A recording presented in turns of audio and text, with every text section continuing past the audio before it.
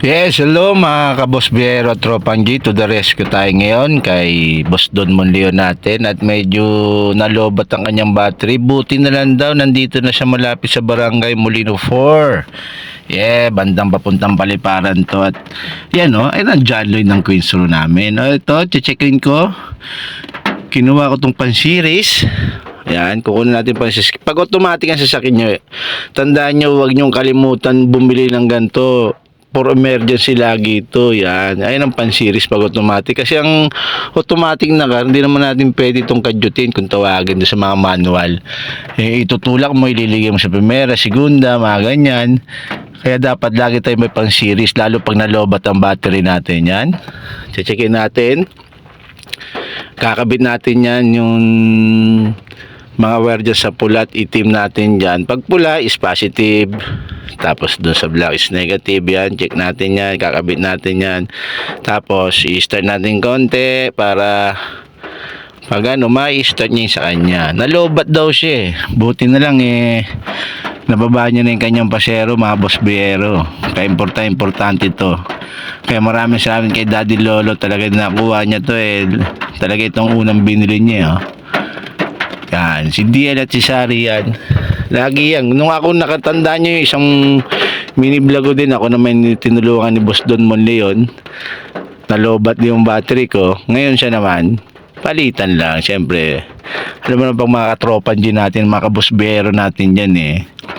Pero kahit hindi, basta may nakita tayong pwede natin tulungan, di ba? Check it out, man. Di ba? Yan si Boss Biero. Di ba kayo ng mga tropa, tulungan talaga. Up, ni-start niya na yan. One click lang yun, umi-start yan. Kaya, tatandaan nyo, pag may nangangailangan ng tulong, tulungan natin.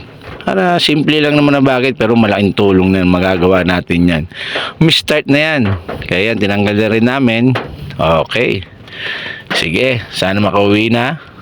Tingnan natin kung talagang aabot doon hanggang bahay nila. Yan, tinanggal namin yan.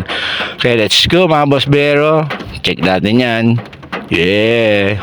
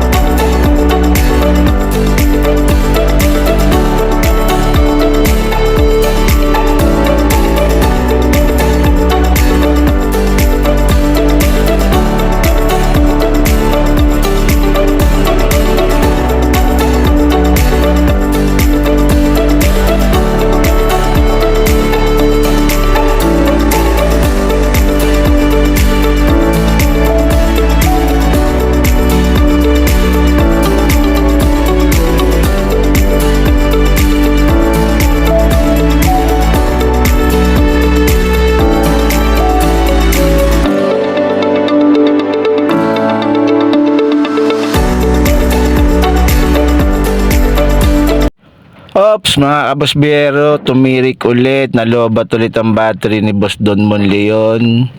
Mga ilang abante lang kami dito sa Michelle, malapit sa Elisa. Ayan, yung subdivision ni Elisa. Ayan, chinek ko ulit, tinignan namin ba't nalalobat. Naka-start yan, pero talagang nalobat. Kaya sabi ko, kailangan natin tumawag ng to the rescue na mas may alam talaga dito sa battery natin. Pero napag-alam namin, may pumunta sa amin at pinacheck namin sa may LTO yan. Yung alternator niya, kaya papacheck namin mga Boss Biero. Thank you, bye-bye. Kita kids, follow mga Boss Biero.